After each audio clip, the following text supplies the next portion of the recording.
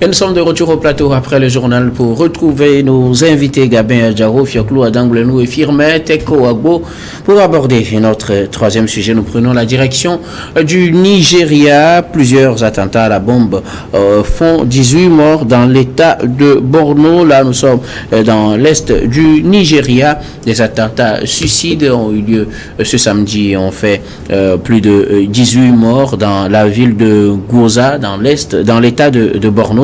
Nous sommes dans le nord-est du Nigeria où des femmes, selon le communiqué, auraient explosé à plusieurs endroits, trois principalement pour un cortège de funérailles ou de mariage ou à un autre groupe de personnes.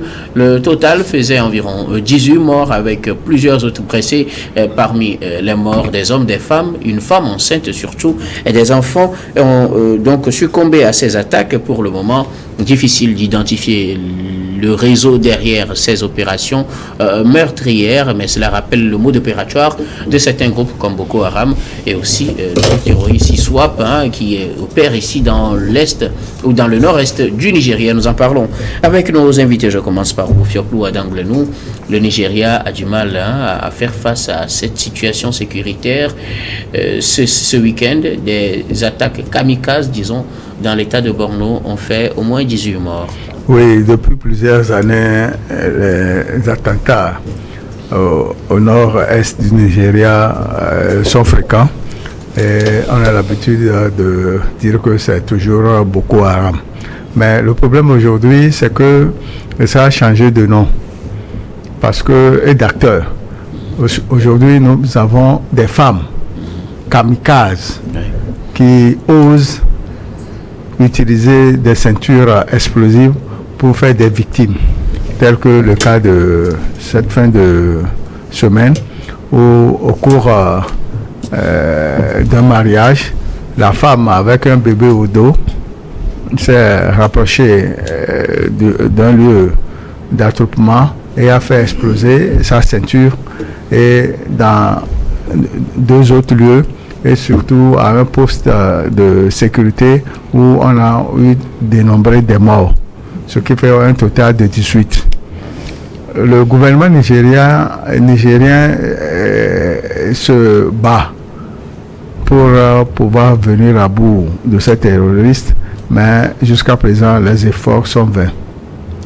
Boko Haram a étudié l'armée, a étudié la population, et le problème qui est à redouter, c'est toujours les lieux de grande concentration, les marchés, les églises, les écoles et les occasions qui rassemblent beaucoup de personnes.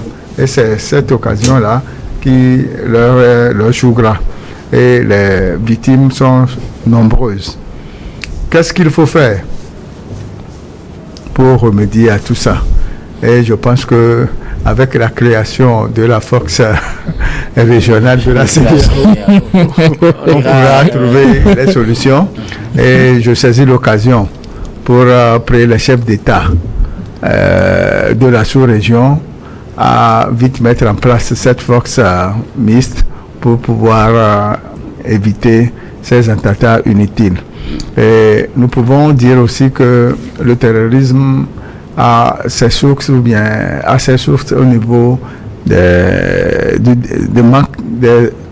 instruments élémentaires de développement, et que le chômage peut être pris comme une source de ce terrorisme, parce que le Nigeria est composé de différents États.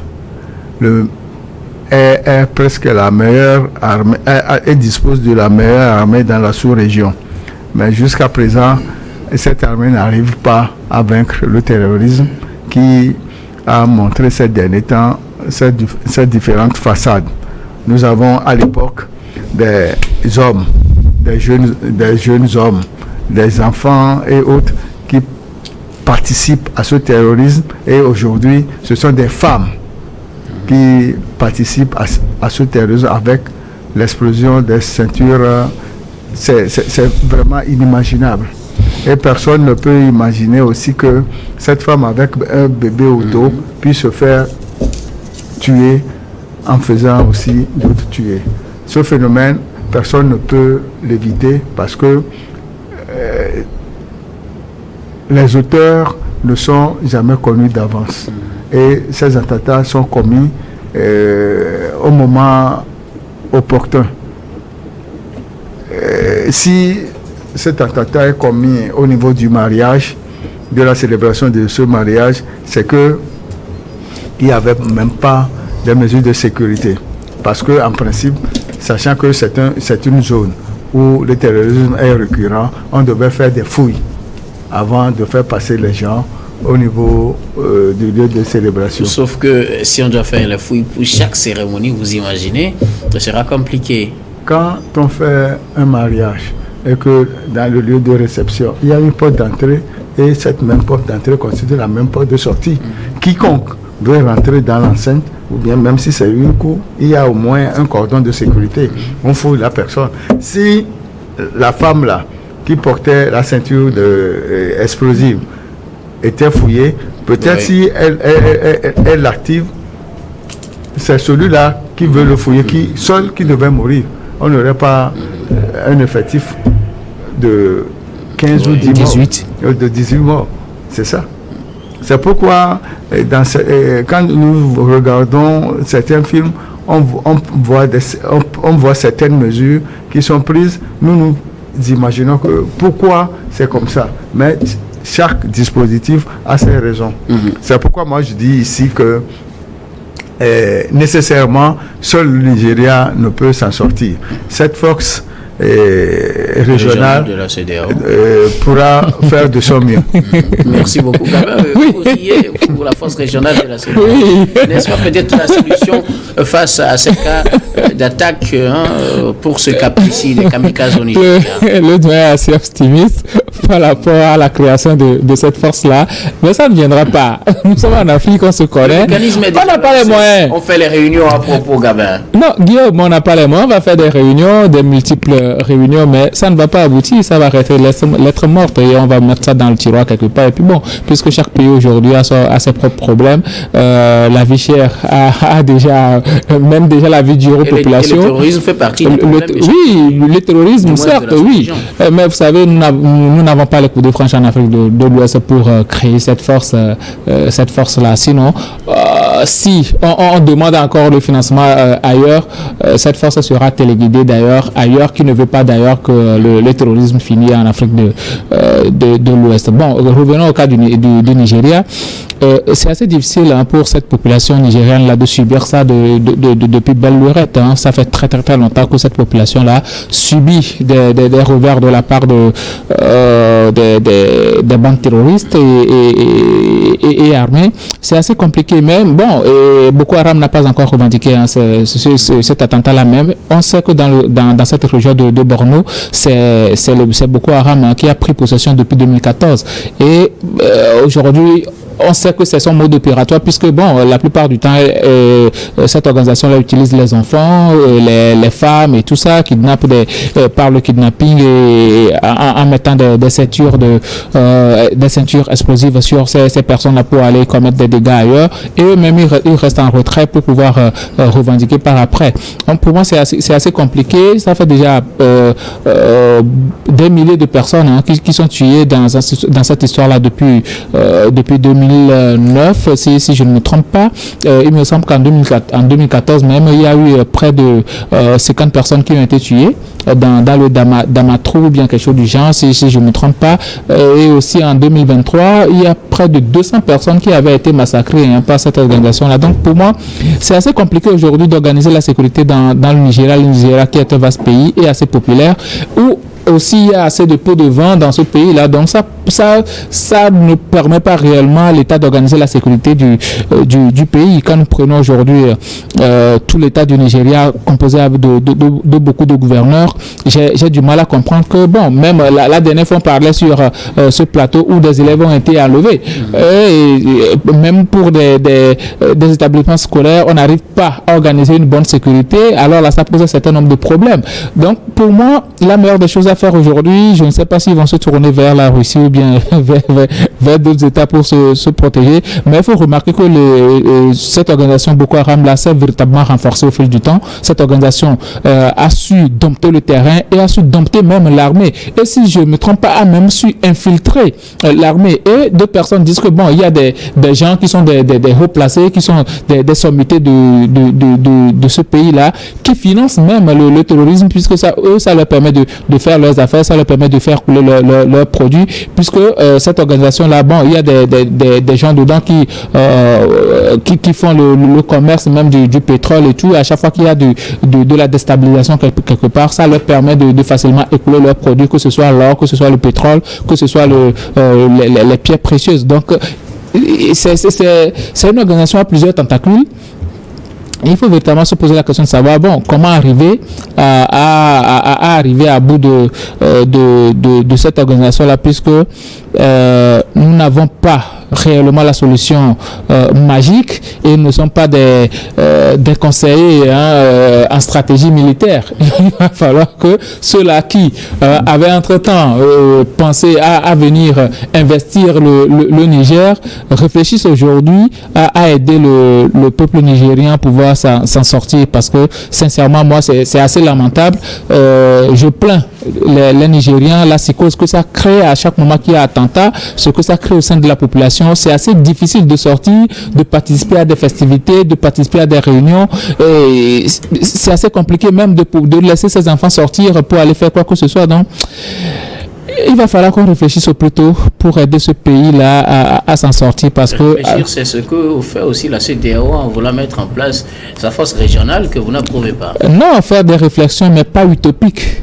C'est à ce temps des réflexions utopiques. Pour moi, je ne crois même pas à cette force de la CEDEAO là qu'on envisage de créer. Ça ne va rien donner. Peut-être on peut créer une force ponctuelle pour aider le Nigeria à se sortir de ce bourbier des terroristes là. On n'en parle pas assez, mais Boko Haram et les organisations terroristes tuent beaucoup plus au Niger que dans plusieurs pays. Hein. C'est parce que bon, on ne fait pas trop de communication là-dessus en Afrique francophone. Mais dans la réalité, il faut réellement aider ce pays-là à pouvoir s'en sortir.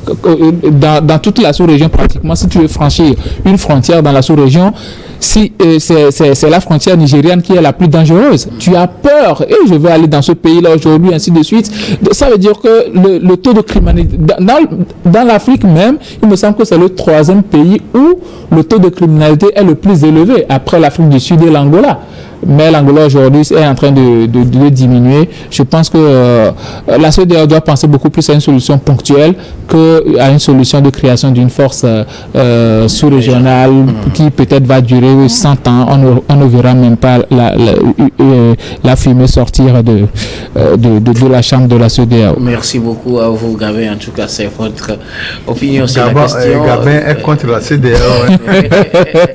Alors, Firmin Teko Agbo, des kamikazes font des dégâts au moins à 3 endroits, tuant au total plus de 18 personnes, d'autres blessés, parmi les morts, des hommes, des femmes, mais aussi surtout des enfants et des femmes, une femme enceinte. Oui, deux choses. La première chose est que bien sûr, on peut justifier avec des arguments que le terrorisme, la manière dont ça se déroule au Nigeria, il serait difficile qu'on connaisse la fin de ces actes terroristes, parce qu'en réalité, dans un pays où circulent les armes régulièrement, il est difficile de rêver d'un pays véritablement de paix.